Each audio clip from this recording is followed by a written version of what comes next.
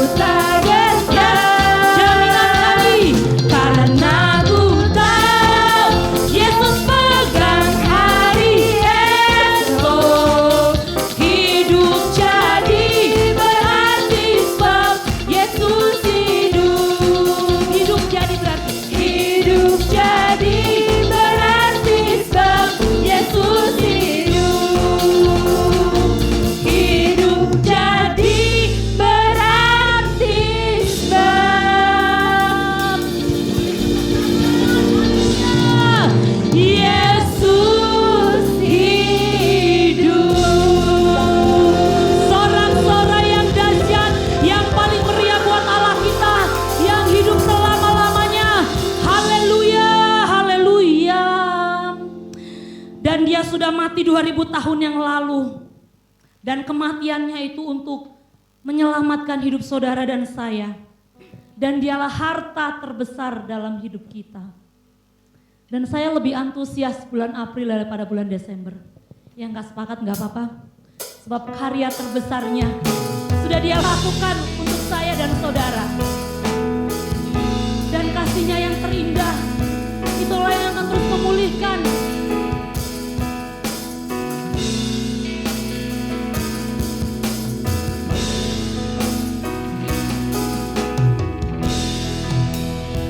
Sama-sama kasih yang terindah. Kasih yang terindah, hati yang mulia, hanya ku temukan di dalam-Mu, Yesusku. Pujian dari hatiku selalu di setiap waktuku,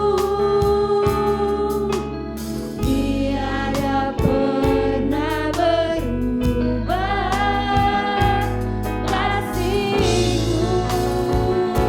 Sama-sama. Karya terbesar dalam hidupku, pengorbanan-Mu yang selamatkanku. Engkaulah harta yang tak ternilai, yang ku miliki dan ku hargai. Yesus, Engkau ku kagumi. Kita berikan tepuk tangan sorak-sorai bagi Allah kita yang mati bagi kita. Thank you Jesus. Sama-sama.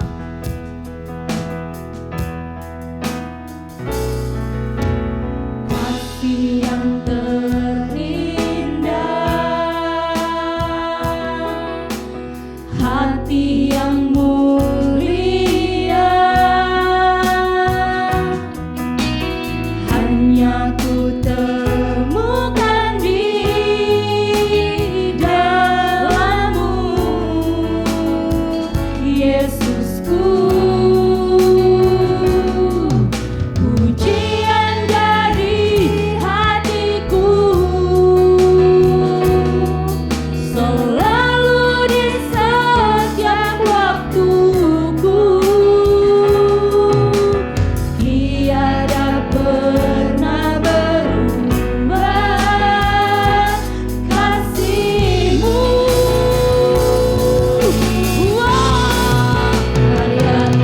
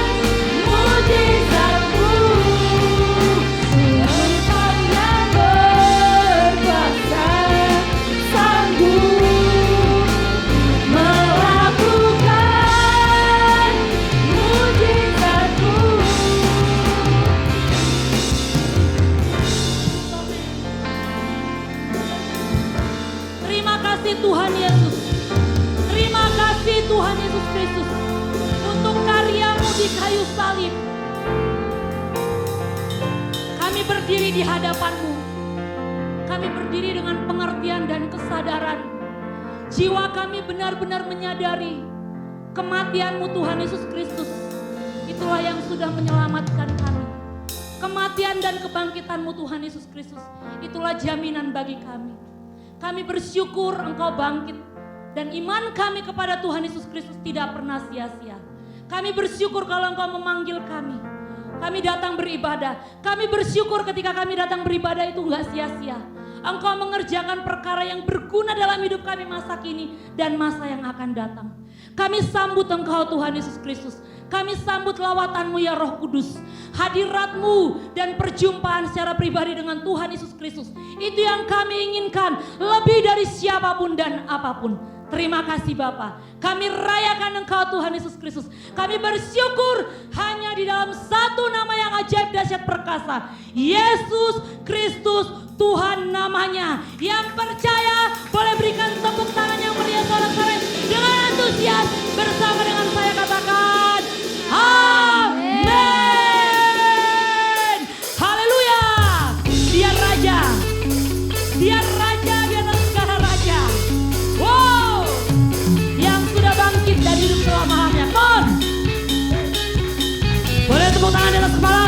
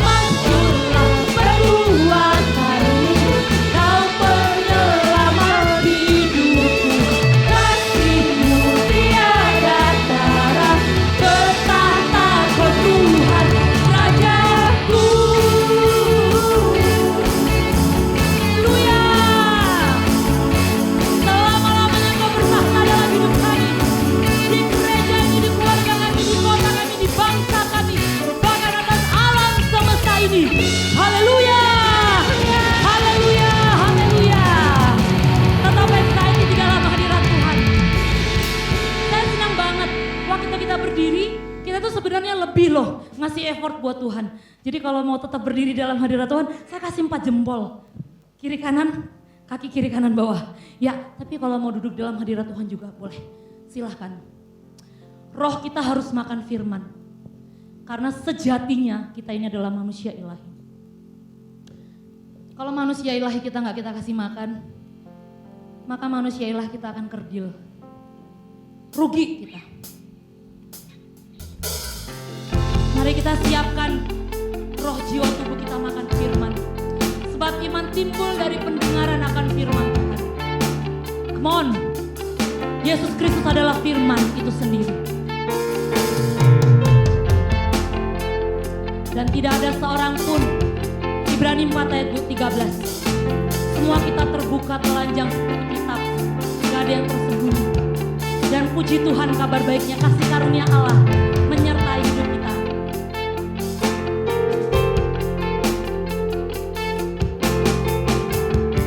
Kupandang kemuliaan-Mu. Kupandang kemuliaan-Mu. Imam besar maha agung. Kaulah pemilik hidupku, Yesus Kristus Tuhan.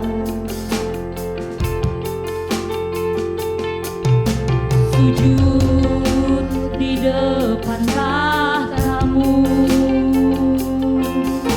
taklukkan seluruh hidupku dalam tangan-Mu penuh, Yesus Kristus Tuhan. Tiada satu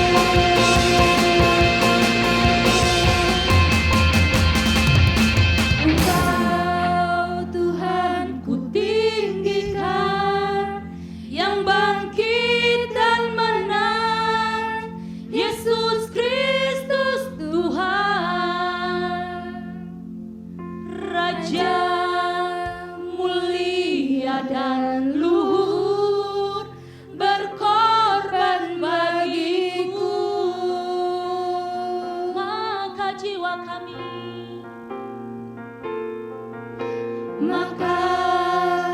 jiwaku memuja, menyembah Sang Raja, Yesus Kristus Tuhan.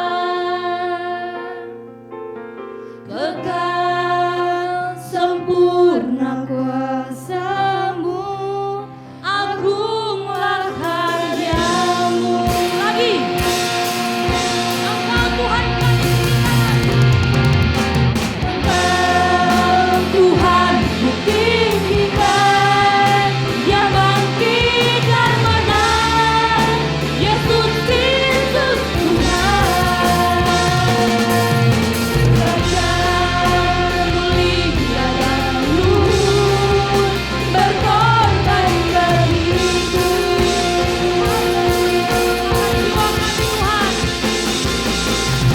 maka jiwaku memuja, menyembah Sang Raja, Yesus Kristus Tuhan. Kekal sempurna kuasa-Mu, agunglah karya-Mu.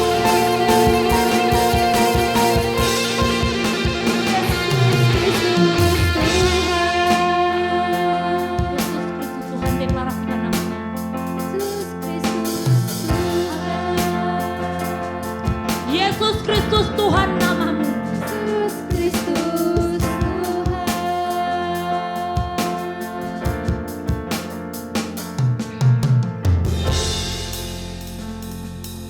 Kami sambut firman-Mu di dalam nama Tuhan Yesus Kristus.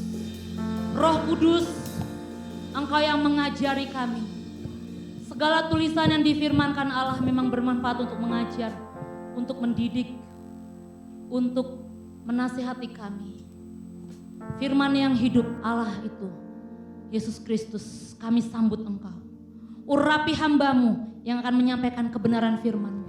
Urapi setiap kami, urapi hati kami yang mengikuti secara live streaming dan onsite. Urapi kami Tuhan, urapi kami Tuhan, supaya benih firman itu tumbuh di dalam loh hati kami yang paling baik.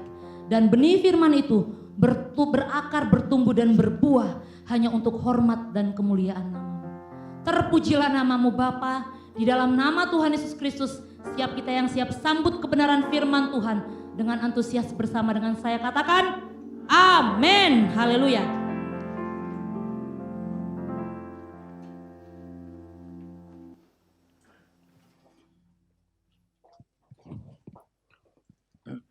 Ya, shalom, selamat pagi Bapak Ibu. Yang kasih dalam nama Tuhan Yesus Kristus. Ketika saya dulu belajar di sekolah minggu, bahwa ada satu teknik untuk membuat anak-anak itu bisa mendengarkan firman Tuhan dengan baik, yaitu membuat mereka capek dulu untuk memuji Tuhan. Jadi anak-anak sekolah minggu itu kita buat capek dengan banyak gaya, gerakan dan segala macam, sehingga anak-anak itu ketika mau dengar firman Tuhan yang 15 menit mereka udah capek dan siap mendengarkan firman Tuhan. Tapi kebanyakan di orang dewasa kalau sudah capek memuji Tuhan pas khotbah, pas firman Tuhan, ngantuk semua saudara-saudara. Dan saya berharap pagi hari ini saya yakin saudara sudah memuji Tuhan dengan segenap hati, dengan segenap kekuatan, dengan segenap segala kehidupan Anda, dan saya percaya ketika dengar firman Tuhan tidak ada yang ngantuk ya. Amin. Amin ya. Haleluya. WL kita hari ini luar biasa banget. Memimpin kita dalam memimpin pujian. Saya percaya saudara menikmatinya dengan sukacita. Amin. Iya, oke. Pagi hari ini saya akan sharing satu kebenaran firman Tuhan yang saudara mungkin sudah tahu kisah ini dan tercatat di dalam Alkitab, yaitu kisah tentang seorang nabi kecil yang bernama Hosea.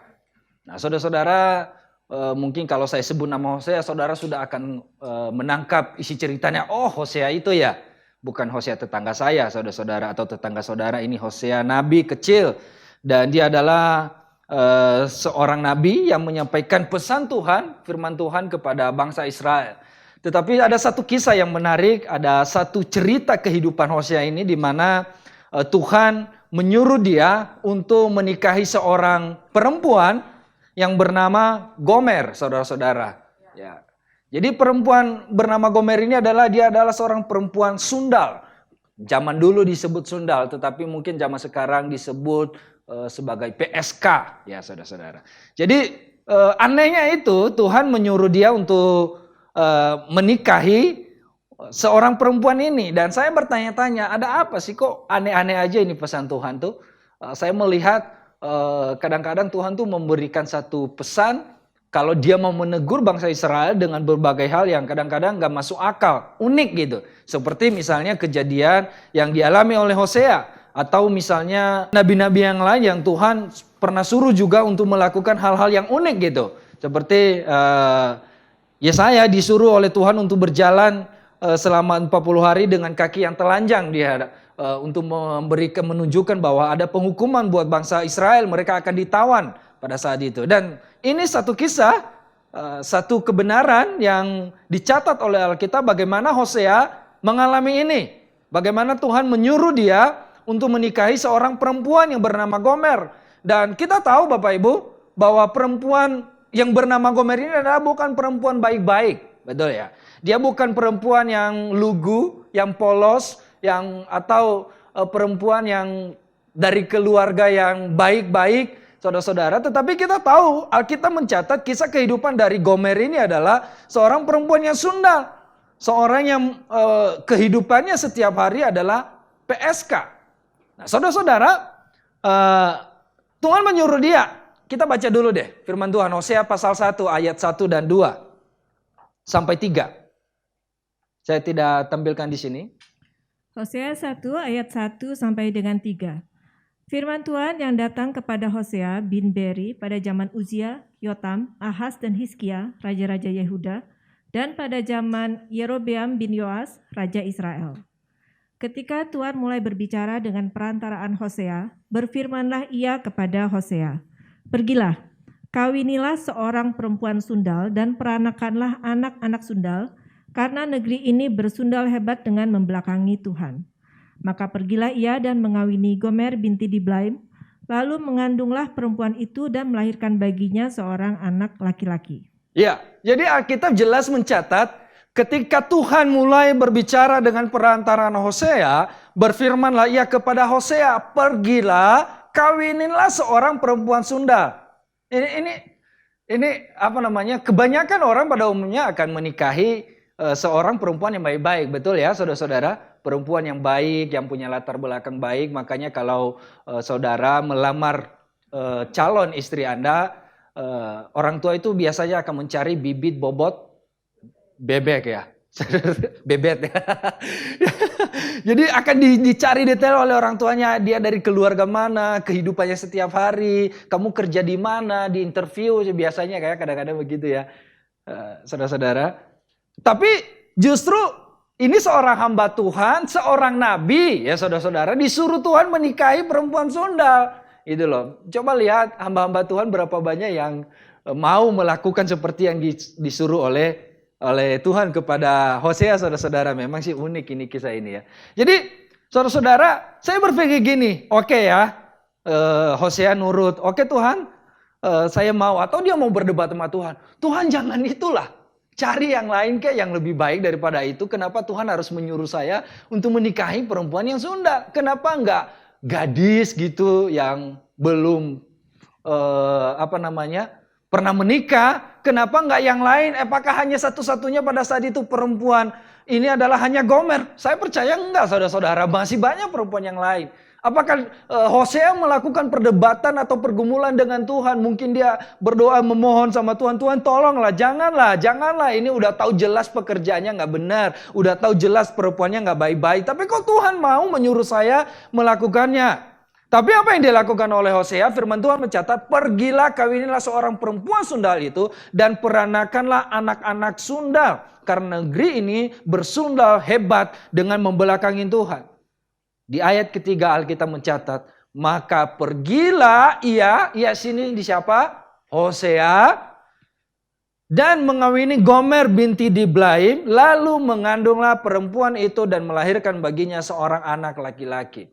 Jadi Ini satu kisah menarik saudara-saudara. Dan kita melihat ketika Hosea menikahi Gomer ini, saudara-saudara dia menikah dia seorang perempuan sundal, diangkat oleh Hosea menjadi istrinya. Istilahnya derajatnya diangkat oleh Hosea karena Hosea adalah seorang nabi, saudara-saudara. Tetapi kisah selanjutnya, Alkitab mencatat bahwa Gomer ini nggak berhenti sampai di situ melakukan persundalan. Gomer ini bukan ketika dia sudah menikah, oh ya sudahlah insyaf, tobat gitulah ya.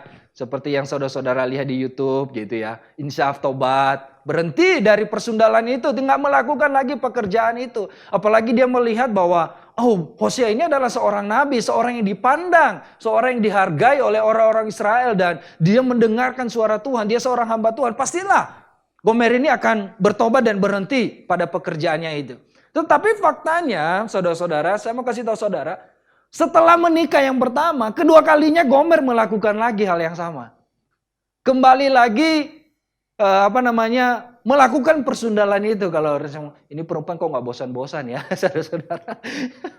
Ya, melakukan lagi kembali ke pekerjaan yang sebelumnya. Ini memang kalau kita ngobrol soal ini kadang-kadang agak risih ya saudara-saudara. Tapi saya mengharap saudara memahaminya dengan sudut pandang kebenaran firman Tuhan. Dia kembali melakukan persundalan itu. Lalu Tuhan kembali lagi menyuruh Hosea, nikahi dia lagi, ambil dia lagi. Aduh, ini kalau saya mungkin nggak bisa melakukan itu ya saudara. Udahlah, pisahkan aja, tinggalkan aja, kembalikan saja dia kepada ibu dan ayahnya. Seperti lagu Obed Mesa. Nggak tahu ya lagunya ya. Ya, mohon maaf, itu kamilah. Nah saudara-saudara, dia disuruh oleh Tuhan untuk kembali lagi menikahinya, mengambil lagi si Gomer ini. Lalu Hosea juga mau-maunya saudara-saudara nurut sama Tuhan. Dia mau mengambil lagi si Gomer meskipun sudah dikhianati, meskipun udah sakit hati, meskipun Gomer ini untuk meninggalkan luka buat Hosea. Saya nggak habis pikir saudara-saudara, apa kata orang, apa kata tetangga di rumah-rumah di sebelah rumah Hosea, apa kata teman-teman Hosea yang bersama setiap hari dengan dia dan melihat si Gomer istrinya ini kembali melakukan persundalan. Atau mungkin laki-laki yang pernah ketemu, yang menjadi customer daripada Gomer ini saudara-saudara. Mungkin ketika bertemu Hosea sedang berjalan dengan istrinya si Gomer ini, orang mungkin mengatakan hormat mungkin, halo Pak Pendeta, halo Om ya. Tapi di belakangnya itu dulu customer saya. Ternyata mungkin kata orang begitu, mungkin orang ngeledekin, menghina, merendahkan. Aduh, Hosea mau-maunya ya sama si Gomer ya saudara-saudara. Tapi inilah yang kita lihat, kembali lagi Hosea mengangkat lagi si Gomer dari keterpurukan hidup, dari kehidupan yang gak benar, dari kehidupan seorang yang sundal, seorang yang melakukan pekerjaan seks komersial, diangkat oleh Hosea, diambil lagi, dinikahin lagi, lalu melahirkan anak lagi, saudara-saudara. Udah sampai di situ, ini yang kedua kalinya, dan ketiga kalinya kembali lagi setelah menikah si Gomer ini. Kembali lagi ke kehidupannya itu, saudara-saudara. Meskipun pada akhirnya saya mau kasih saudara, memang Gomer ini dipulihkan oleh Tuhan. Dan dia baru sadar bahwa seorang satu-satunya yang bisa menerima dia apa adanya dengan penuh kasih, dengan penuh cinta, hanya Hosea, saudara-saudara. Nah saudara nanti lihat kisahnya lah ya, satu kitab Hosea nggak terlalu panjang, hanya beberapa pasal saja dan saudara boleh baca di sana. Tapi apa yang kita bisa pelajari daripada kisah kehidupan Hosea ini, saudara-saudara? Mungkin secara manusia buat kita orang yang normal pada umumnya nggak mau melakukan hal itu. Mungkin orang normal pada umumnya dia akan mencari pasangan, dia akan mencari seorang istri atau seorang suami yang punya kehidupan yang baik, yang punya pekerjaan yang baik, yang punya sikap yang baik. Tidak seperti Gomer, dia meninggalkan, menyakiti hati Hosea, saudara-saudara.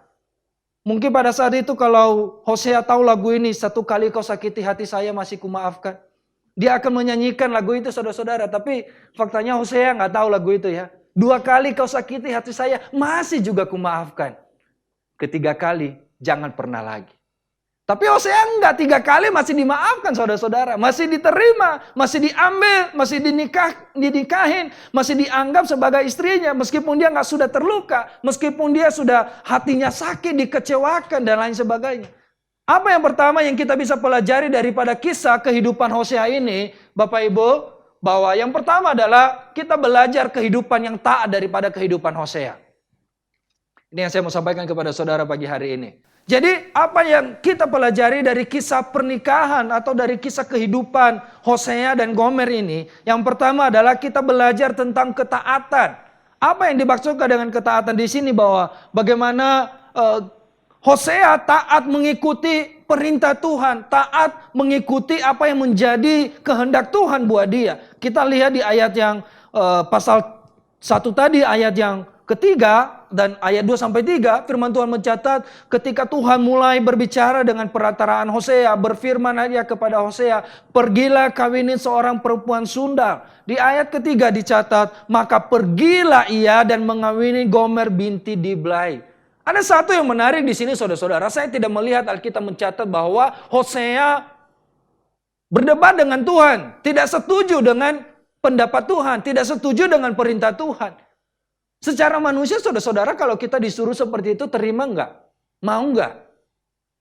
Atau kita mengatakan, please lah. Mohonlah. Cari yang lain. Mungkin itu yang kita bisa katakan.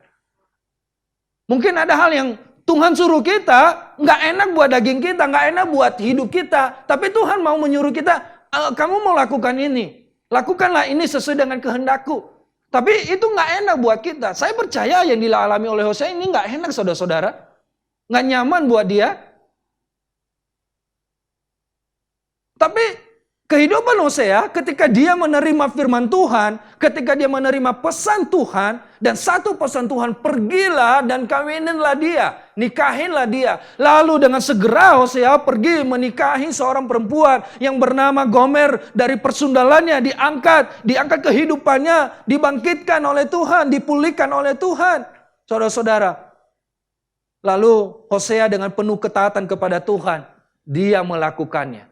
Makanya poin yang pertama saya mau mengatakan bahwa Hosea adalah tipikal pria yang luar biasa saudara-saudara. Dia adalah seorang pribadi yang taat kepada Tuhan. Meskipun gak enak buat dia, meskipun gak nyaman buat dia, meskipun gak suka, meskipun tidak sesuai dengan keinginannya, tidak sesuai dengan harapannya, apa yang diperintahkan Tuhan, apa pesan firman Tuhan buat dia tidak sesuai dengan keinginan dagingnya, tapi dia tetap taat melakukannya. Amin saudara-saudara.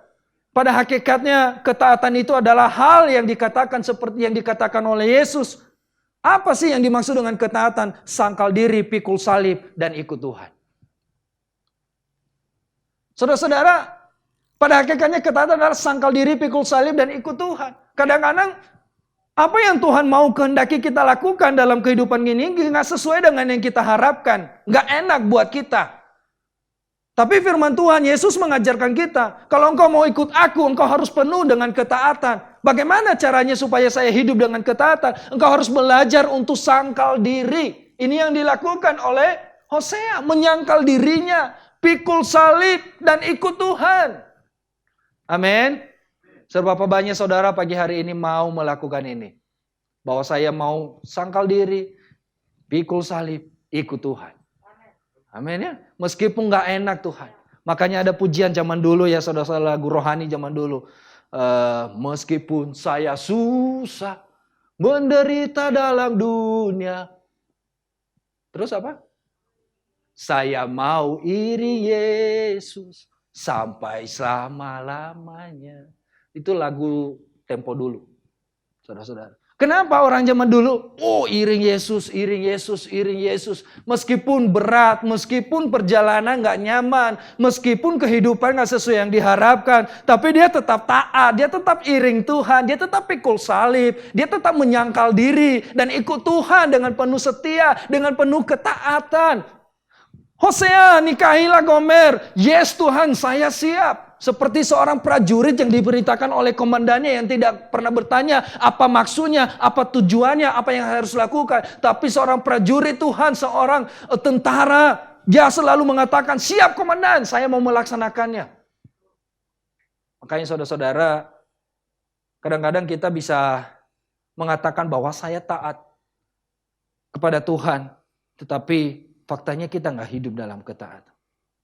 Kekristenan itu intinya adalah ketaatan, dan ketaatan itu hakikatnya adalah sangkal diri, pikul salib, dan ikut Kristus. Saudara-saudara, firman Tuhan mengatakan suatu saat ketika Yesus telah dalam perjalanan dan orang berduyung-duyung ikut dia, orang berdatangan ikut Yesus, lalu Yesus mulai berbalik dan mengatakan kepada mereka, barang siapa tidak membenci ayahnya, ibunya, saudara laki-lakinya dan perempuan, dan orang-orang seisi rumahnya, dia tidak dapat menjadi muridku. Barang siapa tidak menyangkal dirinya, memikul salibnya, dan mengikut aku, ia tidak bisa menjadi muridku. Itu kata Tuhan. Banyak orang mengatakan, saya adalah follower, saya adalah pengikut Yesus, saya adalah anak Tuhan, tapi tidak hidup di dalam ketaatan. Banyak orang mengatakan, saya adalah orang Kristen, saya rajin ke gereja, saya rajin memberikan persembahan dan lain sebagainya. Tapi kalau engkau tidak hidup di dalam ketaatan, kalau engkau tidak menghidupi ketaatannya seperti Tuhan mau, yang seperti Tuhan inginkan, yaitu sangkal diri, pikul salib, dan menjadi mengikut Tuhan, saudara-saudara, maka engkau adalah tidak hidup di dalam ketaatan. Kita hanya melakukan formalitas yang orang lain juga bisa lakukan. Nah, apa tandanya seseorang mengikut Tuhan? Apa tandanya bahwa seseorang itu menjadi murid Kristus? Tandanya orang yang mengikut aku adalah orang itu mentaati firman-Ku. Katakan amin. Jadi tanda orang yang mengikut Tuhan, yang menjadi pengikut Yesus adalah orang itu taat melakukan firman Tuhan. Makanya saya bilang taat ini di balik-balik juga akan tetap sama, taat saudara-saudara. Di balik kalimatnya juga akan tetap taat. Saya mau mengatakan begini saudara-saudara, saya mau menjelaskan kepada saudara bahwa ibadah itu intinya adalah ketaatan. Dan ketaatan itu adalah, nah itulah, baca ya. Janganlah saudara-saudara capek saya ngomong, kalian juga baca yang bagian itu ya. Saya akan baca bagian bawahnya saja ya. Kita cari aman ya saudara-saudara. Bagian bawahnya adalah suatu ketertundukan, suatu pernyataan diri mau tunduk kepada kehendak Allah untuk kemuliaan Allah. Ini kata William, teman saya. Saudara. Jadi dia mengatakan, apa sih ketaatan itu? Ya, jadi saya di atasnya, ibadah itu intinya adalah ketaatan. Jadi kalau saudara sedang beribadah hari ini, adalah intinya adalah ketaatan. Karena mau taat terhadap firman Tuhan. Kalau Anda sedang beribadah di rumah hari ini dengan serius, sungguh-sungguh kepada Tuhan, intinya adalah ketaatan. Amin. Amin. Makanya jangan skip-skip videonya Bapak Ibu ya. Tonton saja sampai akhir. Mungkin saudara mulai sambil minum kopi boleh lah ya. Tapi ini intinya adalah ketaatan. Nah, ketaatan itu apa? Ketertundukan, tunduk di bawah otoritas Tuhan. Ada submission. Saya bilang tadi janganlah. Jangan pancing saya untuk ngomong itu. Aduh, please lah. Saudara-saudara. Kemudian bukan ini ketahuan saya. Suatu pernyataan dirinya mau tunduk kepada kehendak Allah. Ini loh. Itu yang dilakukan oleh Hosea. Mau tunduk kepada kehendak Allah. Untuk apa? Bukan untuk kemuliaan Hosea. Bukan untuk dianggap, waduh Hosea ini keren banget sih. Pria idaman banget nih Hoseanya. Saudara-saudara. Enggak, untuk kemuliaan Tuhan. Kalau engkau taat, kalau engkau tunduk pada firman Tuhan, tunduk kepada kehendak Tuhan, bukan untuk dirimu sendiri, tetapi bagaimana Tuhan dipermuliakan atas kehidupanmu. Bagaimana dalam kehidupanmu banyak orang melihat bahwa di situ ada Tuhan. Engkau adalah orang yang taat, engkau adalah orang yang setia sampai akhir. Engkau selalu tunduk dan tidak perlu mempertanyakan apa maksud dan tujuan Tuhan. Kadang-kadang kita perlu tidak perlu menanyakan apa yang menjadi rencana Tuhan buat kita. Bagian kita adalah, oke Tuhan, saya mau melakukan dengan segenap hati. Apapun yang engkau mau, apapun yang engkau inginkan. Mungkin itu buat saya berat, mungkin buat saya tidak ringan. Mungkin bagi saya akan menjadi capek, mungkin saya akan sakit hati. Mungkin saya akan kecewa, mungkin saya akan mengalami hal yang tidak enak. Mungkin saya, apalagi yang lain, boleh saudara catat sendiri. Tapi saya mau Tuhan, ini hidupku, ini hatiku, saya mau tunduk di bawah kehendak Tuhan. Saya mau tunduk di dalam kebenaran firman Tuhan. Dan saya mau melakukannya dengan penuh sungguh-sungguh. Karena saya tahu Tuhan pasti memiliki rencana yang mulia. Tuhan pasti memiliki rencana yang baik. Tuhan pasti memiliki tujuan yang dahsyat dan luar biasa. Saya nggak perlu tahu apa itu. Tapi hari ini yang saya mau lakukan adalah, yes I do. Saya mau tunduk, saya mau taat kepada apa yang menjadi kehendak Tuhan. Terima kasih. Ketaatan selalu dilahirkan dari iman yang benar kepada Allah. Karena ketaatan merupakan wujud daripada iman. Orang nggak bisa taat tanpa Anda saudara punya iman. Nah ini yang kita pelajari beberapa episode yang lalu. Yang belum tahu episodenya, penasaran kan? Saudara, saya kasih tahu saudara itu episode yang paling menarik. Kalau mau tahu, ikut dong hari Jumat. Wis, promonya luar biasa, saudara. Ya menarik sekali, ini sudah kita pelajari beberapa episode ya, saya bilang. Bahwa ketaatan itu selalu dilahirkan dari iman. Bagaimana seorang yang tidak beriman bisa taat? Nggak mungkin saudara-saudara. Tapi orang yang beriman kepada Tuhan pasti melahirkan yang namanya ketaatan. Buah daripada iman itu adalah salah satunya adalah ketaatan. Wujud daripada iman itu adalah ketaatan, mau melakukannya. Saya beriman, tapi engkau tidak taat. Iman seperti apa yang kita punya? Engkau beriman terhadap siapa? Makanya saya menulis bahwa ketaatan selalu dilahirkan dari iman yang benar kepada Allah. Karena ketaatan merupakan wujud dari iman. Saudara-saudara, pertanyaannya begini. Kenapa sih kita harus taat kepada Tuhan? Kenapa sih kita harus taat kepada kehendak Tuhan? Kenapa sih kita harus taat kepada firman Tuhan? Jawabannya adalah begini saudara-saudara. Pertama, karena Tuhan Dia adalah pencipta dan kita adalah ciptaannya. Amin. Ya, Anda saudara dan saya tidak menciptakan diri sendiri ya. Amin ya. Coba lihat dia ciptaanmu yang mana ya saudara-saudara. Kita tinggal menciptakan diri sendiri. Tetapi ada yang menciptakan kita. Dan siapa dia adalah Tuhan. Dan kita ini adalah ciptaan. Kadang-kadang ciptaan ini mengatur penciptanya. Tuhan, saya maunya begini loh Tuhan. Jangan tolong kuping saya ini jangan taruh di sebelah kanan. Taruh di belakang saja. Ada yang mengatur begitu saudara-saudara? Enggak mungkin. Kita setelah diciptakan oleh Tuhan kita terima jadinya saja. Aminnya udah jadi begini. Ya ada yang mancung. Ada yang ganteng. Ada yang... Saya nggak ngomong. Ya itulah ya. Saudara sendiri yang ngomong itu. Seperti saya hidungnya agak mancung dan tidak terlalu pesek juga.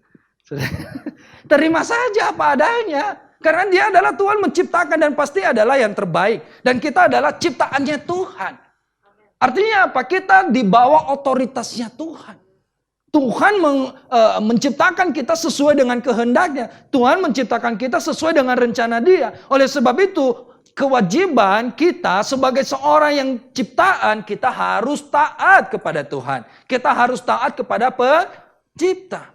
Kemudian yang kedua saudara-saudara, bahwa kenapa kita harus perlu taat kepada Tuhan. Karena Dia menyatakan dirinya, Dia adalah Bapa dan kita adalah anaknya. Amin. Amin ya. Saudara punya anak di rumah, pengen anaknya taat atau memberontak saudara-saudara? Taat ya. Kalau anaknya tidak taat, kira-kira mamanya kesel nggak? Kalau bapaknya mungkin agak santai sedikit ya. Biasanya. Kalau mamanya, sorry ibu-ibu yang terkasih. Saudara ya. Ini pengalaman saya di rumah. Loh kok? Bercanda. Biasanya ibu itu maksudnya bukan karena jelek saudara-saudara. Tapi karena ibu itu pengen anaknya yang terbaik. Jadi kadang-kadang karena pengen anaknya yang terbaik ya kadang tangannya agak bergerak sedikit ya saudara-saudara ya. Cubit paha, cubit sana aja. Segala macam. Jadi teman-teman katakan Dia menyatakan dirinya, Dia Bapa kita dan kita adalah anaknya. Jadi Dia menyatakan dirinya di dalam Keluaran. Dia mengatakan ketika orang-orang Musa mengatakan nanti kalau bangsa Israel menanyakan kamu siapa? Tuhan itu siapa? Tuhan mengatakan saya adalah saya. Aku adalah aku. Nanti baca sendirilah ya. Gitu. Saya nggak mau jelaskan. Dia Bapa kita dan kita anaknya. Bapa kita siapa adalah Tuhan. Nah kewajiban kita sebagai seorang anak kepada Bapa adalah taat. Ada lagu sekolah minggu itu T-A-A-T taat. Ada guru sekolah minggu yang ada itu Jesse, ada Kisha. Lagunya apa aja? Lupa ya. Yang nggak usah dicari, nggak usah dicari. Saya cuma nanya doang. Ya. Kemudian dia menyatakan dirinya. Tuhan menyatakan dirinya lewat mana? Banyak hal. Lewat kehidupan kita secara pribadi, Tuhan menyatakan dirinya. Amin. Amin. Lewat ciptaannya yang begitu besar. Alam ini yang saudara lihat, yang suka ke pantai, lihat laut, segala macam. Kebetulan saya suka saudara-saudara. Itu adalah ciptaan Tuhan. Tuhan menyatakan dirinya kemahakuasaan, kehebatan Tuhan, dan lain sebagainya. Kemudian lewat gunung, lewat lembah yang kita lihat. Kenikmatan pemandangan yang saudara nikmati itu. Tuhan menyatakan dirinya di sana. Bahwa dia menciptakan sesuatu yang hebat, yang luar biasa, dengan penuh kemahakuasaan. Bahkan Tuhan menyatakan dirinya dengan menyertai kita. Tuhan pernah berfirman ketika dia sebelum terangkat naik ke surga, dia murid-muridnya mengatakan, apa yang harus kami lakukan, apa yang harus kami perbuat, bagaimana ini engkau sudah pergi dan meninggalkan kami. Tuhan mengatakan, aku menyertaimu sampai kepada kesudahan zaman. Tuhan menyatakan dirinya, menyertai kita saudara-saudara. Kemudian yang ketiga, kenapa kita sih perlu taat? Karena kita ini adalah umat tebusan Allah. Amin. Bentar lagi Paskah Bapak Ibu, bukan Paskah, Jumat Agung. Paskah minggu depan. Sementara kita Jumat Agung, kita adalah ditebus oleh Tuhan menjadi milik Kristus dan menerima kebaikannya. Betul ya? Amin. Ya, setiap orang yang percaya yang menerima Yesus sebagai Tuhan dan Juru Selamat dalam kehidupannya, Firman Tuhan mengatakan ditebus dengan uang perak, dengan emas, dengan permata. Salah saudara-saudara, nggak laku permata di sini. Di sini ya, tapi di luar sini di tetangga kita laku. Saudara-saudara, ditebus dengan darah yang mahal, kata firman Tuhan. Yang tidak bercacat, yang tidak ada noda-dosanya. Dengan pengorbanan nyawanya Tuhan sendiri.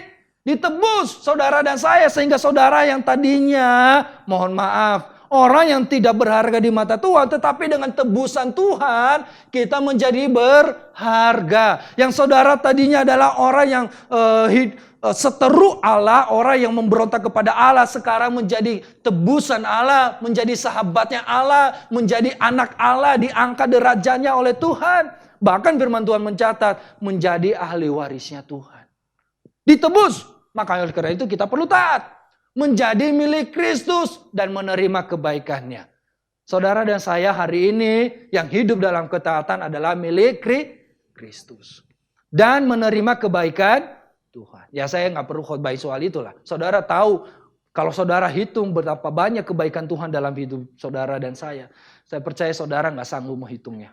Amin. Amin ya. Oke ya. Oke lanjut aja lah ya. Kemudian yang kedua yang saya bisa mau sampaikan kepada saudara pagi hari ini, apa yang kita bisa pelajari daripada kehidupan Hosea, yaitu bahwa Hosea memiliki kasih yang sempurna. Amin saudara-saudara. Ini adalah kasih yang sempurna daripada kehidupan Hosea. Yang pertama dia adalah pribadi yang taat. Kemudian yang kedua dia adalah memiliki sikap atau karakter atau memiliki kasih yang sempurna. Hosea pasal 3 ayat 1 sampai 3.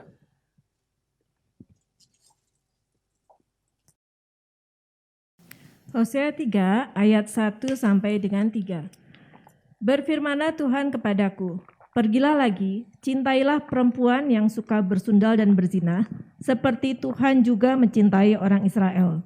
Sekalipun mereka berpaling kepada allah-allah lain dan menyukai kue kismis. Lalu aku membeli dia bagiku dengan bayaran 15 shikal perak dan 1,5 homer jelai. Aku berkata kepadanya, lama engkau harus diam padaku dengan tidak bersundal dan dengan tidak menjadi kepunyaan seorang laki-laki, juga aku ini tidak akan bersetubuh dengan engkau. Ya, jadi ini yang kita pelajari dari kisah kehidupan Hosea. Yang ketiga ini, bagian yang kedua adalah bahwa Hosea memiliki kasih yang sempurna. Berfirmanlah Tuhan kepada aku, kepada siapa? Kepada aku ini, kepada Hosea, saudara-saudara. Pergilah lagi. Ini bukan pergi yang pertama Bapak Ibu. Pergi lagi berarti itu yang kesekian kalinya. Saudara-saudara, Hosea disuruh oleh Tuhan. Pergi lagi. Cintailah perempuan itu. Wow, menarik ya saudara-saudara. Yang suka bersundal, Alkitab mencatat yang suka bersundal, berarti memang kehidupan Gomer ini sangat tidak baik saudara-saudara. Alkitab mencatat yang suka bersundal berarti hobinya bersundal, saudara-saudara. Dan berzina seperti Tuhan juga mencintai orang Israel sekalipun mereka berpaling kepada Allah-Allah lain dan menyukai kue kismis. Apa yang salah dengan kue kismis? Terlalu enak kah? Ini kue kismis jadi masalah. Jangan dicari nanti ya. Kue-kue yang ada kismisnya kayaknya gak sesuai dengan firman Tuhan. Gak alkitabiah, saudara-saudara. Kirim aja ke saya. Loh kok berjalan. Jadi Hosea disuruh oleh Tuhan lagi ketika tadi yang saya jelaskan bahwa Gomer ini kembali melakukan persundalannya di hadapan Hosea kembali hidup seperti dulu lagi. Lalu Tuhan dengan penuh kasih yang sempurna menyuruh Hosea untuk kembali mencintai dia.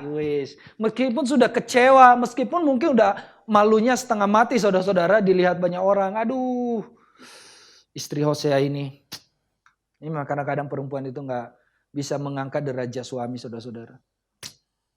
Bikin sakit hati yang banyaknya. Itu derita orang lain, saudara. Bukan kita. Bukan curhat, bukan. Saudara-saudara.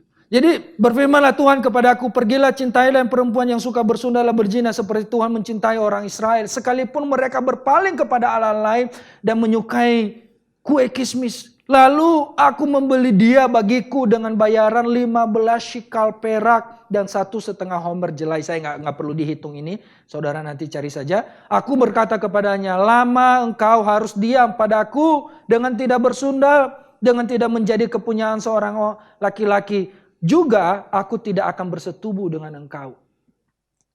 Kalau saya melihat kisah ini saudara-saudara, seorang suami yang seperti ini saya pikir, bolehlah Bapak Ibu cari, jangan laki-laki, perempuan-perempuan yang belum punya istri, belum punya suami.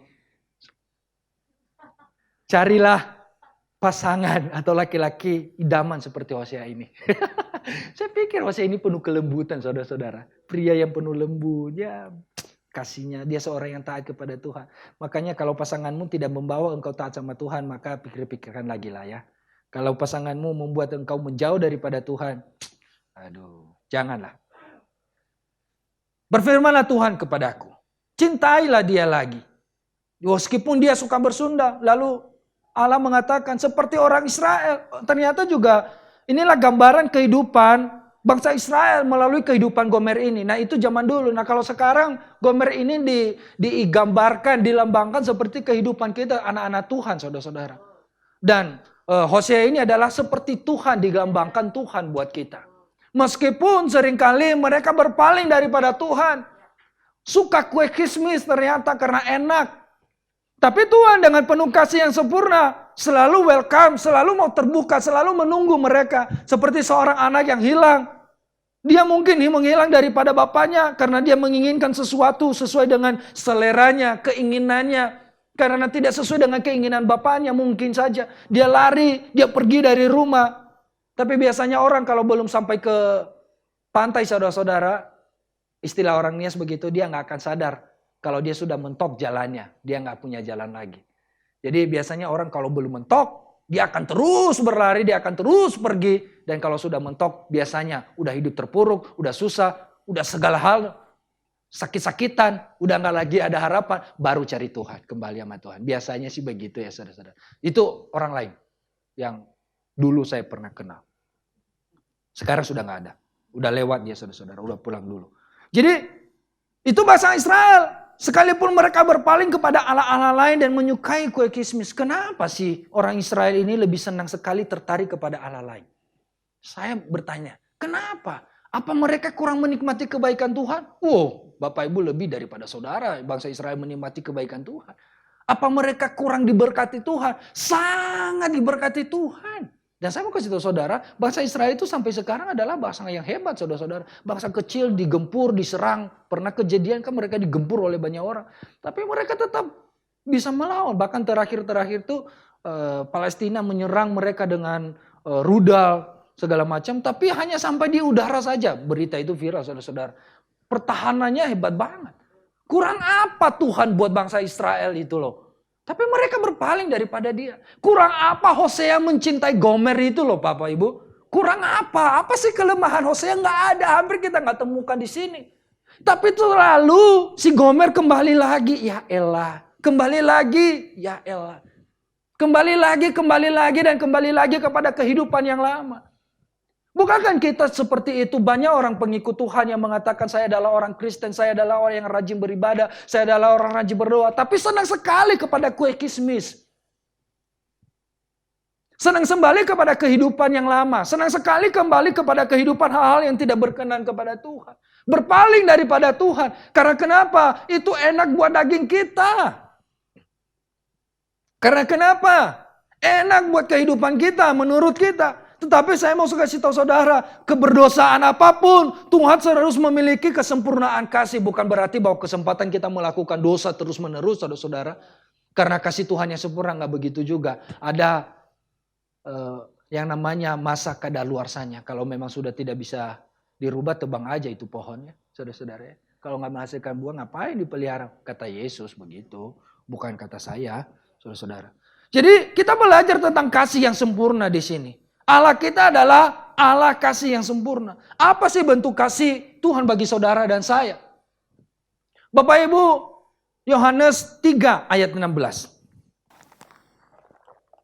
Yohanes 3 ayat 16, karena begitu besar kasih Allah akan dunia ini, sehingga ia telah mengaruniakan anaknya yang tunggal, supaya setiap orang yang percaya kepadanya tidak binasa, melainkan beroleh hidup yang kekal. Amin.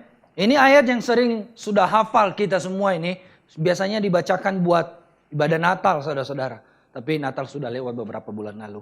Kita ulang lagi baca ayatnya. Karena begitu besar kasih Allah dalam kehidupan saudara dan saya akan dunia ini, sehingga ia telah mengaruniakan anak yang tunggal, supaya setiap orang yang percaya kepadanya tidak binasa, melainkan beroleh hidup yang kekal. Saya mau kasih tahu saudara bahwa salah satu bentuk kasih Tuhan bagi saudara dan saya diwujudkan dengan Tuhan, dengan kasih yang sempurnanya buat hidup saudara dan saya, dengan Dia menebus saudara dan saya. Dia mengirimkan anaknya yang tunggal, supaya saudara dan saya ini yang percaya kepadanya, saudara dan saya tidak binasa. Amin. Saudara dan saya tidak binasa, melainkan beroleh hidup yang kekal. Saya mau kasih tahu saudara, apa sih maksud daripada begitu besar kasih Allah? Yang pertama, begitu besar kasih Allah itu menuju kepada kondisi yang tidak dapat dibatasi oleh siapapun. Kasih Allah begitu besar.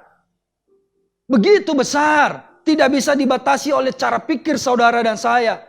Nggak bisa dibatasi oleh saya. Tuhan, jangan curahkan kasih-Mu kepada orang itu. Jangan kasihi orang itu. Nggak bisa. Karena kasih Allah begitu besar. Nggak bisa dibatasi oleh apapun. Kedua, kasih-Nya melampaui keberdosaan manusia. Kalau Tuhan melihat kita dari kehidupan kita berdosa, saudara dan saya ini bukan orang-orang yang layak menerima tebusan Tuhan, menerima kasih daripada Tuhan ini. Saudara dan saya ini bukan pribadi-pribadi yang dengan bangganya, saya kan sudah diselamatkan oleh Tuhan. Saudara-saudara pede banget sih. Bukan karena itu, tetapi karena kasih Allah melampaui keberdosaan kita. Kemudian yang berikutnya, karena di hati Allah tersedia tempat bagi manusia, kendati pun manusia telah melakukan dosa. Meskipun kita berpaling kepada Tuhan, ini jangan disalahartikan saudara-saudara ya. Mohon jangan disalahartikan. Meskipun kita jatuh dalam dosa, tetapi firman Tuhan mengatakan ketika kita datang mengaku dosa di hadapan Tuhan, mengakui kepada Tuhan, minta pengampunan kepada Tuhan, Tuhan dengan penuh kasih mengampuni saudara. Tetapi jangan hidup lagi di dalam dosa yang sama. Jatuh itu ya, boleh kita alami, bisa saja kita alami. Tetapi hidup dalam dosa, jangan sama sekali. Saudara-saudara. Jadi makanya bilang di hati Allah selalu tersedia tempat bagi manusia. Seperti Bapa yang kehilangan anaknya. Ketika anaknya datang kembali kepadanya, Bapaknya menyambut dengan penuh sukacita. Bapaknya menyambut dengan penuh kemeriahan. Dia sangat senang anaknya kembali. Dan saya percaya hati Tuhan buat saudara dan saya juga sama.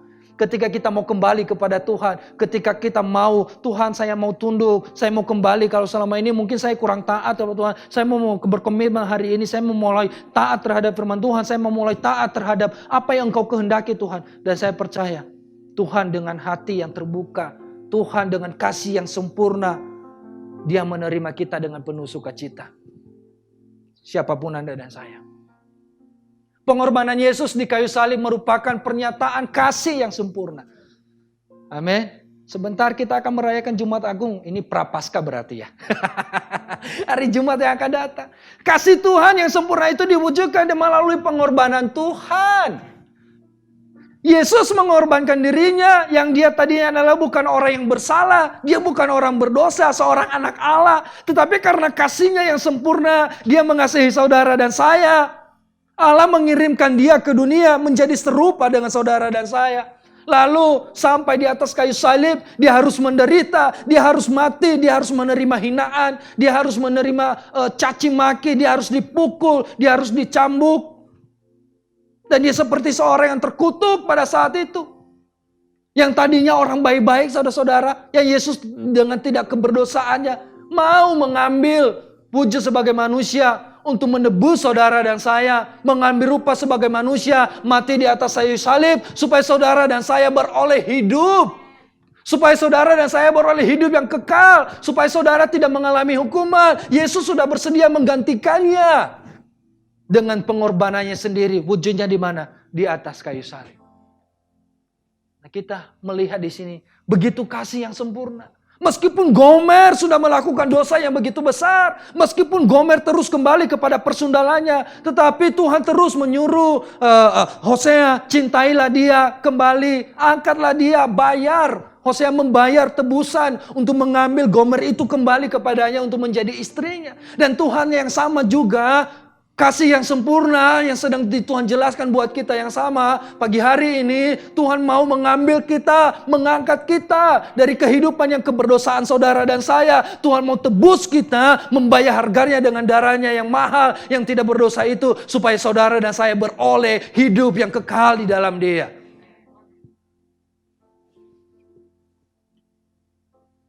Pertanyaannya begini. Bagaimana kasih Allah sempurna dalam hidup saudara dan saya? Apa yang harus kita miliki? Apa yang harus kita punya? Supaya kasih Allah itu menjadi sempurna dalam hidup saudara dan saya. Yang pertama, ada keberanian untuk percaya. Yang kedua, memiliki pengampunan yang tulus. Dan yang ketiga, setia menjalankan perintah Tuhan. Semua ini kita baca bersama-sama di dalam 1 Yohanes 4. 1 Yohanes 4 ayat 16 sampai 21. 1 Yohanes 4 ayat 16 sampai 21. Kita telah mengenal dan telah percaya akan kasih Allah kepada kita. Allah adalah kasih. Dan barang siapa tetap berada di dalam kasih, ia tetap berada di dalam Allah dan Allah di dalam dia. Dalam hal inilah kasih Allah sempurna di dalam kita, yaitu kalau kita mempunyai keberanian percaya pada hari penghakiman, karena sama seperti Dia, kita juga ada di dalam dunia ini. Di dalam kasih tidak ada ketakutan. Kasih yang sempurna melenyapkan ketakutan, sebab ketakutan mengandung hukuman dan barang siapa takut, ia tidak sempurna di dalam kasih. Kita mengasihi karena Allah lebih dahulu mengasihi kita. Jikalau seorang berkata, aku mengasihi Allah dan ia membenci saudaranya, maka ia adalah pendusta, karena barang siapa tidak mengasihi saudaranya yang dilihatnya, tidak mungkin mengasihi Allah yang tidak dilihatnya. Dan perintah ini kita terima dari Dia, barang siapa mengasihi Allah, ia harus juga mengasihi saudaranya.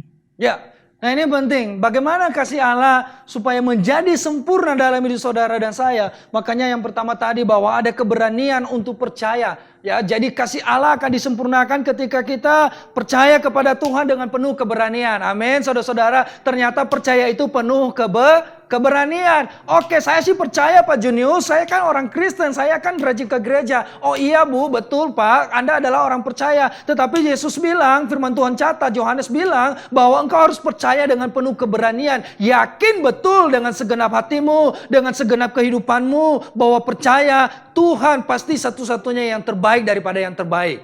Amin. Tuhan adalah satu-satunya juru selamat dan tidak ada satupun di dunia ini. Tapi iya betul sih, tapi hidup pergumulan tetap ada. Tapi ini masalah terus bergulir. Saya mengalami ini dan itu segala macam. Sakit penyakit gak sembuh, malah tambah, bukan berkurang. Semakin saya percaya bukan semakin berkurang, malah semakin bertambah. Oke, itulah di sana dibutuhkan kepercayaan untuk tetap berpegang hanya kepada Tuhan. Situasi apapun, kondisi apapun boleh terjadi, boleh saudara alami. Tapi di sana kasih Allah menjadi sempurna dalam kehidupan saudara dan saya ketika Anda dan saya memiliki keberanian untuk terus percaya dan berpegang teguh kepada Tuhan Yesus satu-satunya. Kemudian yang kedua, memiliki pengampunan yang tulus. Jangan bilang bahwa Anda adalah orang yang taat. Jangan bilang bahwa kasih Tuhan sudah sempurna dalam hidup saudara dan saya, tapi masih suka menyimpan kesalahan orang lain, nggak mau mengampuni, nggak mau memaafkan, menyimpan dendam kepada orang lain.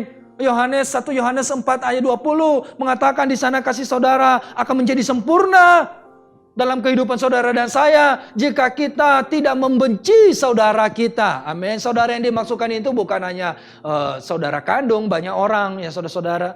Mungkin dia menyakiti, mungkin dia menyebalkan, mungkin dia membuat saudara kecewa, apapun lah yang membuat saudara tidak sulit untuk memaafkannya. Tetapi saya mau kasih tahu saudara, mau gak kasih Allah sempurna dalam hidup saudara dan saya? Kita pasti mau, tetapi jangan lupa untuk harus mengampuni dengan tulus. Ampuni dengan tulus, lepaskan pengampunan buat dia. Mungkin dia menyebalkan, mungkin dia mengecewakan. Makanya saya bilang, mungkin orang itu gak layak kita kasihi bahkan. Bahkan gak layak untuk menerima pengampunan kita. Tapi pagi hari ini saya mau bilang, kasih Allah akan sempurna dalam kehidupan saudara dan saya jika kita bisa mengampuni dengan tulus. Saya nggak bahas secara tuntas hal ini, saudara. Kemudian yang ketiga, setia menjalankan perintahnya. 1 Yohanes 4 ayat 21 tadi. Ya, harus setia mau melakukannya. Nah, beberapa waktu yang lalu kita mendengar bahwa kesetiaan itu akan teruji dengan waktu. Betul ya? Waktu akan membuktikan kalau seseorang itu setia atau enggak. Bagaimana orang bisa setia kepada yang tidak terlihat, sedangkan kepada yang terlihat sulit sekali untuk setia. Kita setia kalau seperti yang kita mau terwujud.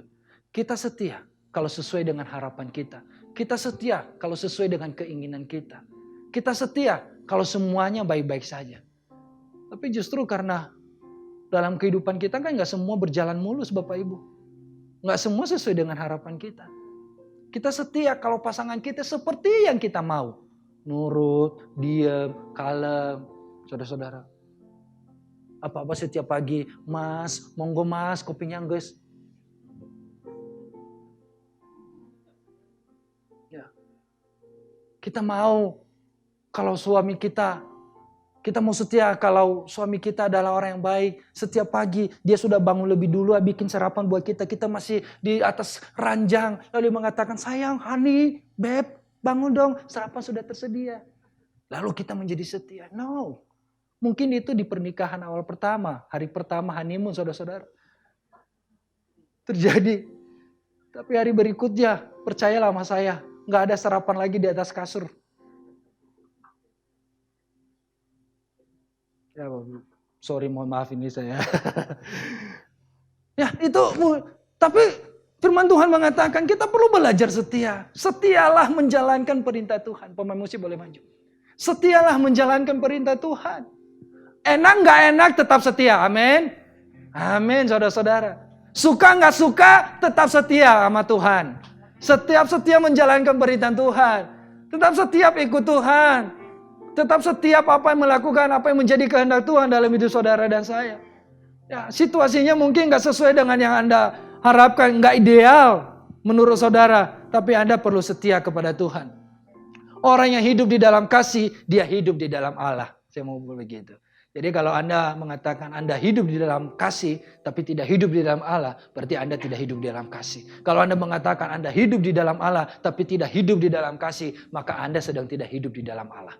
Anda sedang hidup dengan diri Anda sendiri. Saudara-saudara, kesimpulannya begini. Saya sekarang pakai kesimpulan, saudara-saudara. Setiap orang yang beriman pasti akan hidup di dalam ketaatan kepada kehendak Allah untuk kemuliaan Allah.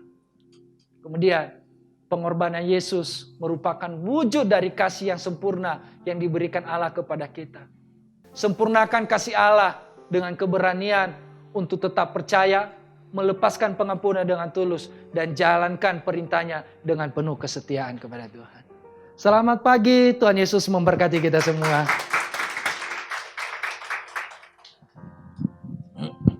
Haleluya.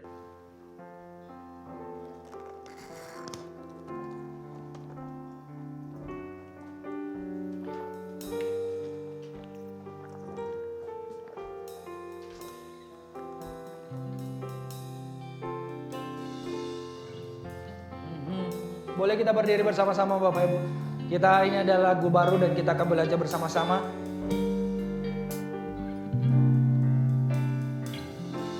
Mari katakan tak selalu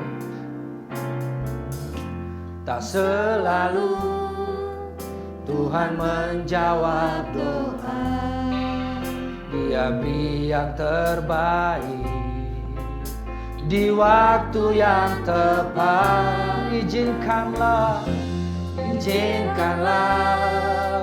Tuhan untuk bekerja. Yang mustahil menjadi mungkin oleh karena percaya.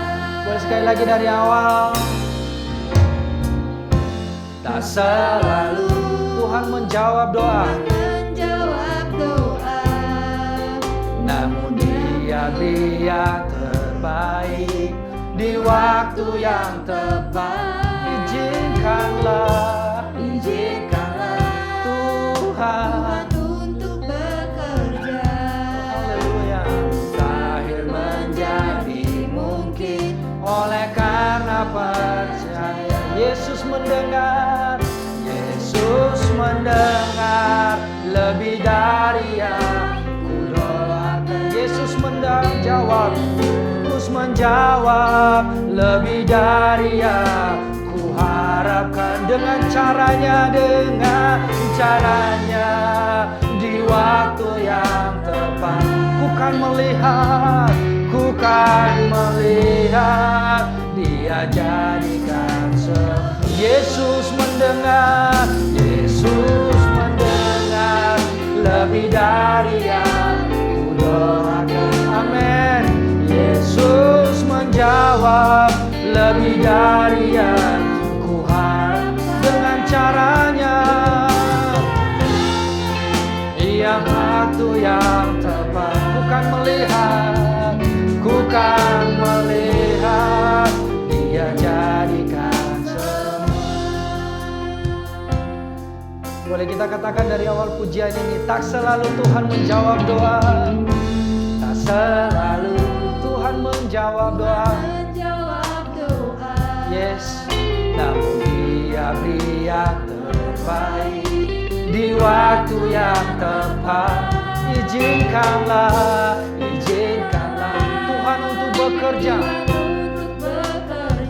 Yang mustahil menjadi mungkin oleh karena sama-sama katakan. Yesus mendengar lebih dari yang kuharapkan. Yesus menjawab lebih dari yang kuharapkan. Dengan caranya di waktu yang tepat. Ku kan melihat Dia jadikan. Yesus mendengar lebih dari yang kudoakan. Yesus menjawab lebih dari yang kuharapkan. Dengan caranya di waktu yang ku kan melihat Dia jadikan semua. Yesus menjawab, Yesus mendengar lebih dari yang kudoakan. Amin. Lebih dari yang kuharapkan. Dengan caranya di waktu yang tepat. Kami akan melihat, ku kan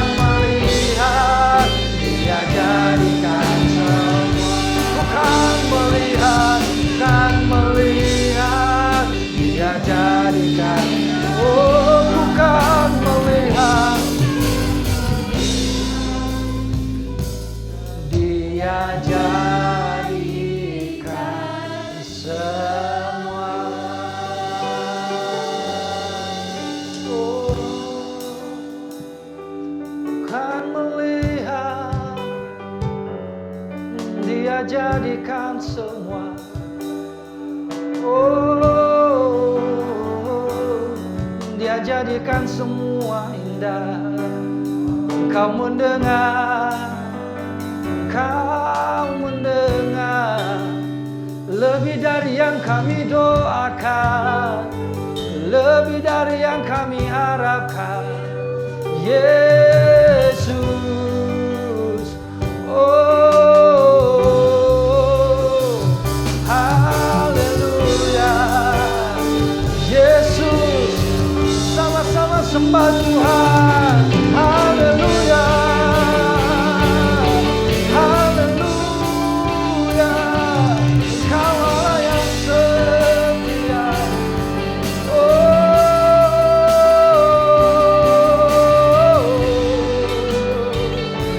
haleluya. Yesus,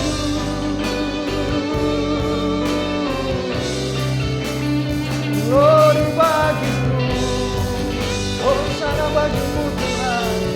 Haleluya, haleluya.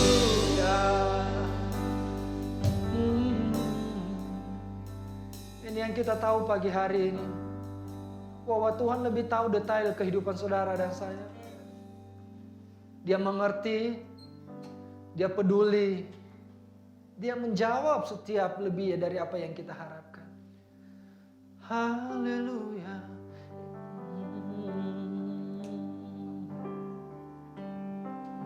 Yesus mendengar lebih dari yang ku doakan.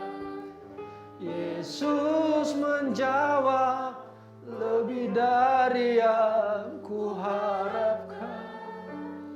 Dengan caranya di waktu yang tepat, kami akan melihat, ku kan melihat, Dia jadikan semua. Ku kan melihat, Dia jadikan semua. Tuhan Yesus, inilah firman-Mu sudah disampaikan. Nah, biarlah kami tetap hidup di dalam ketaatan dan kami boleh menikmati kasih yang sempurna di dalam setiap kehidupan kami. Terima kasih buat penebusan, terima kasih buat kasih-Mu yang sempurna itu. Dan kami percaya Engkau mendengar seruan kami lebih dari apa yang kami doakan, lebih dari apa yang kami harapkan. Dan kami percaya tepat pada waktunya Tuhan akan menjadikan semua. Terima kasih, dalam nama Tuhan Yesus Kristus kami berdoa, mengucap syukur buat firman Tuhan. Haleluya, sama-sama katakan amin. Silakan duduk Bapak Ibu.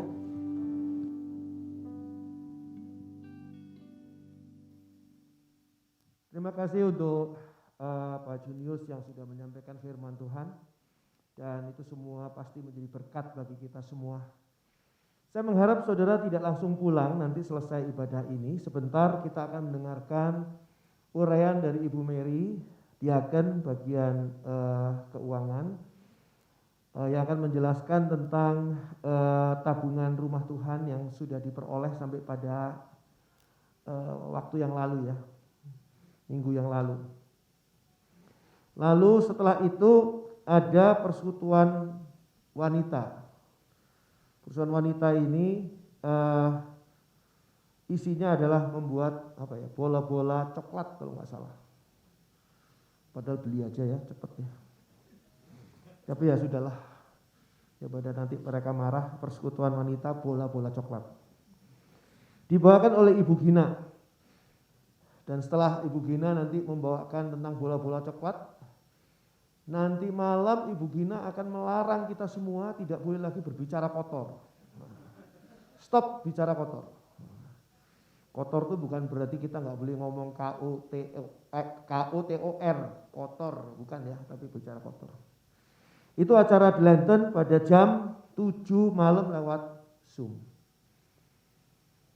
Itu juga bukan berarti kita sekarang masih boleh bicara kotor sampai nanti malam, bukan ya. Jadi sudah tidak boleh memang. Ikutilah siaran programa 1 RRI Bandung dalam acara Mimbar Agama Kristen yang akan saya bawakan pada hari Rabu 13 April jam 20 sampai 21 gelombang 97,6 FM atau RRI Playgo yang harus di-download. Mimbar Agama Kristen nanti pada hari Rabu tanggal 13 April itu tentang Jumat Agung ya. Lalu Mimbar Agama Kristen pada Rabu yang akan datang tanggal 20 April tentang Paskah. Marilah kita menghadiri kebaktian Jumat Agung pada hari Jumat. Jadi dalam minggu ini ada acara khusus yaitu kebaktian Jumat Agung pada hari Jumat tanggal 15 April 2022. Jam 8 pagi sampai dengan jam 10 seperti biasa. Disertai dengan perjamuan kudus. Oleh sebab itu persiapkan diri kita masing-masing untuk menerima berkat Tuhan melalui acara ini. Ajaklah teman, keluarga, saudara semuanya untuk sama-sama bisa memperoleh berkat Tuhan sama-sama di Jumat Agung tanggal 15 April. Dan saya ingin beritahukan pada saudara, menurut penelitian, tanggal Tuhan Yesus disalib pada waktu itu, tanggal Tuhan Yesus disalib adalah tanggal 15 April. Jadi ini pas kebetulan memang pas tanggal 15 April.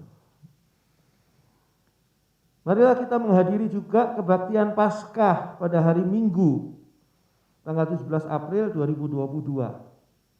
Jadi Jumat Agung itu Jumat itu adalah Jumat Agung, Paskah itu Minggu ya. Jadi jangan ucapkan selamat Paskah di hari Jumat Agung. Ya banyak yang belum tahu, dianggapnya semua Paskah gitu.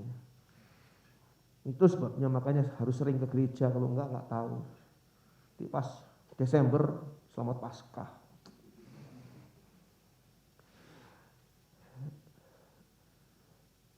Kebaktian Paskah hari Minggu tanggal 17 April minggu depan jam 8 pagi disertai dengan perjamuan kudus. Persiapkan diri juga untuk mengikuti perjamuan kudus, menerima berkat-berkat Tuhan melalui acara kebangkitan Tuhan Yesus pada hari Paskah hari Minggu. Tahukah saudara mengapa kita ibadah pada hari Minggu? Kita ibadah pada hari Minggu karena Tuhan Yesus bangkit di hari Minggu. Dan Roh Kudus turun di hari Minggu. Ya. Lalu kenapa saya memilih Zoom hari Jumat? Karena Jumat itu ada hubungannya dengan Jumat Agung. Ya. Hadirilah persekutuan kebaktian Paskah ada juga untuk kebaktian anak, kebaktian anak tabernakel, kata itu singkatan dari kebaktian anak tabernakel. Diadakan secara online lewat YouTube channel Tabernakel Kasih pada hari Minggu 17 April 2022, minggu depan. Ini acara khusus kebaktian anak lewat YouTube. Dan saya ingatkan bagi para orang tua dari anak-anak ini, ada lomba cerita ya, storytelling yang diadakan oleh Sinode Pusat untuk seluruh GPKDI seluruh Indonesia. Pendaftarannya berakhir kalau tidak salah tanggal 15 April mendatang ini. Daftarkan anak-anak saudara dan biarkan anak saudara juga mendaftar dan persiapkan. Karena hadiahnya itu jutaan, ini saya juga surprise ini bisa ada hadiah yang cukup besar hanya untuk beberapa orang. Jadi cukup lumayan lah ya. Mungkin HP terakhir gitu, handphone terakhir mungkin bisa peroleh ini ya.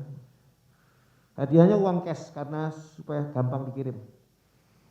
Daftarkan tanggal 15 April tentang tata caranya dan sebagainya, tanyakan ke Kak Ina ya, bagian atau ketua bagian pengurus ini ibadah anak. Hadirilah persekutuan The Lantern dalam acara Games Night pada minggu depan. Jadi minggu ini kan tadi stop berbicara kotor gitu kan. Minggu depan Games Night. Melalui melalui Zoom pada tanggal 17 April jam 7 malam. Meeting ID-nya bisa minta ke Ibu Heni atau Kak Aldi. Lalu untuk satu kali ini di hari Jumat, Zoom memahami ayat-ayat Alkitab satu kali ini ditiadakan. Dan kita akan memulai lagi pada tanggal 22 April 2022. Sudah beberapa kali Zoom kemarin, 6 atau 7 kali ya, kita bahas soal iman. Dan itu sangat penting ya, sangat bagus, sangat penting. Dan nantinya kita akan bahas tema yang baru tanggal 22 April. Pasti juga akan sesuatu yang penting dan menarik. Sayang kalau saudara nggak ikut ya, Zoom hari Jumat. Karena beda ya, Zoom sama khotbah beda. Kalau Zoom itu kita bisa tanya jawab. Bisa lebih jelas apa yang bagian nggak jelas. Jadi hari Jumat ini tidak ada Zoom memahami ayat Alkitab satu kali ini nggak ada. Jangan lupa ada kegiatan selain kebaktian anak kata setiap hari Minggu, YouTube channel Tabernakel Kasih online.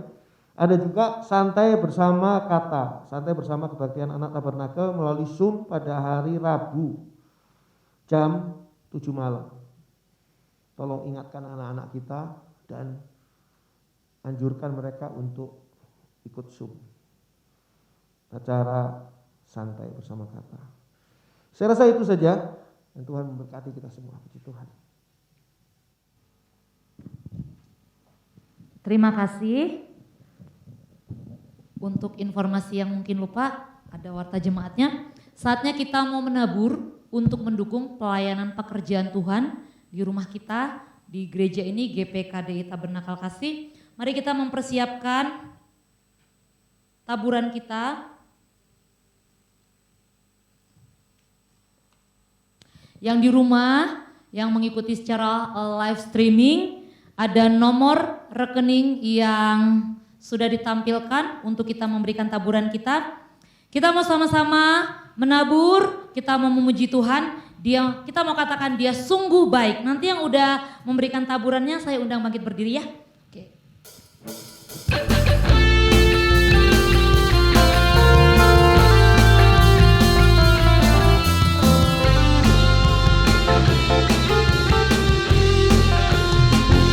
Sama-sama. Dia bangkit bagiku, dia bangkit bagiku, dia Tuhan Allah bersamaku.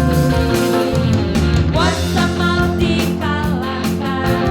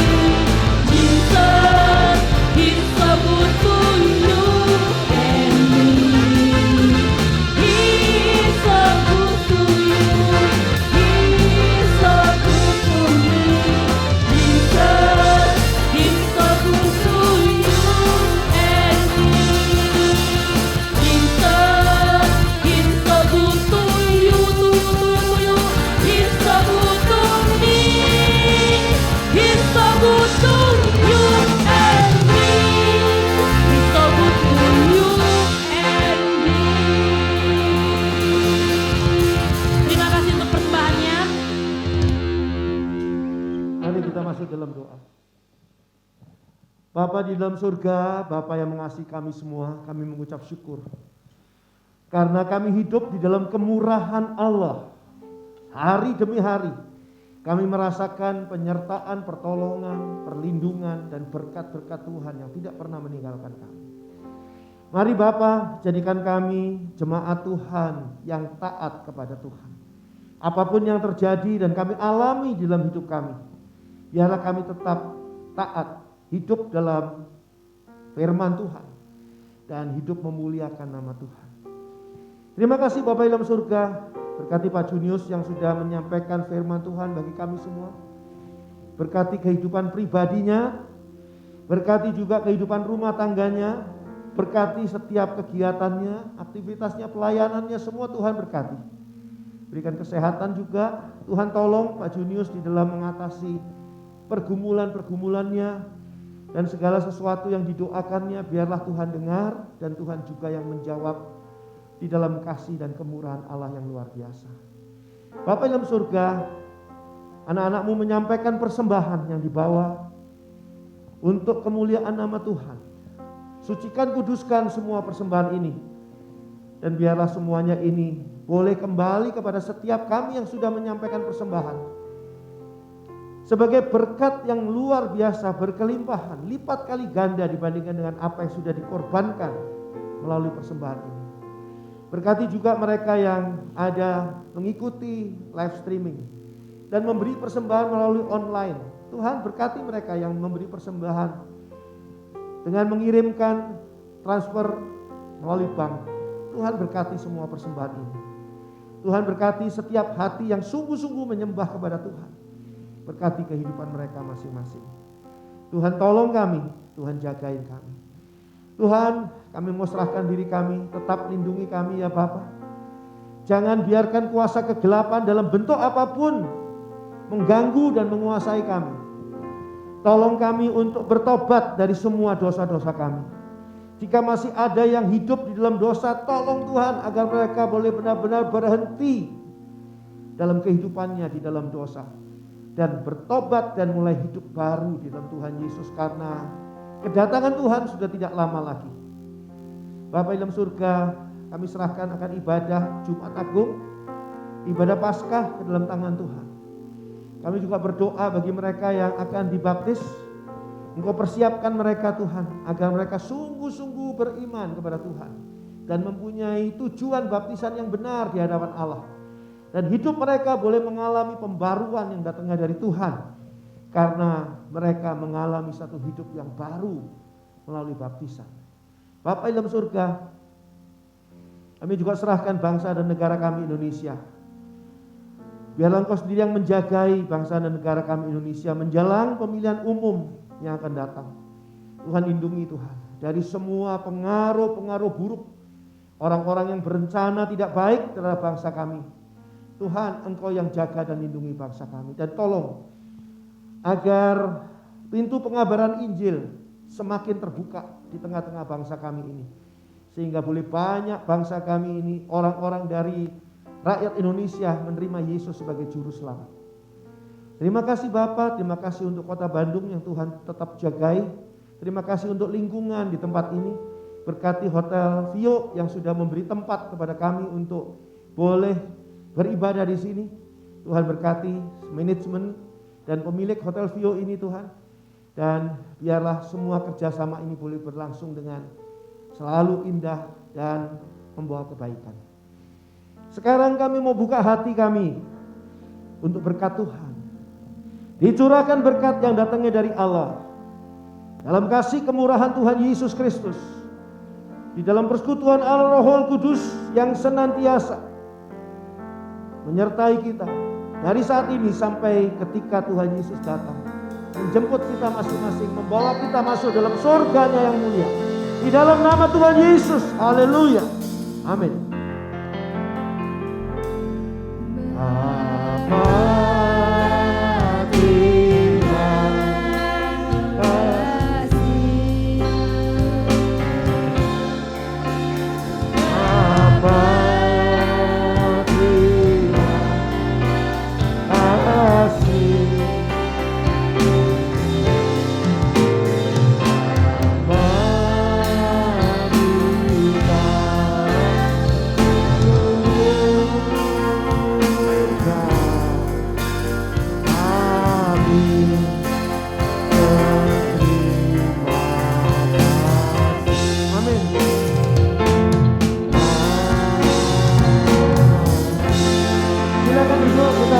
dulu sejenak.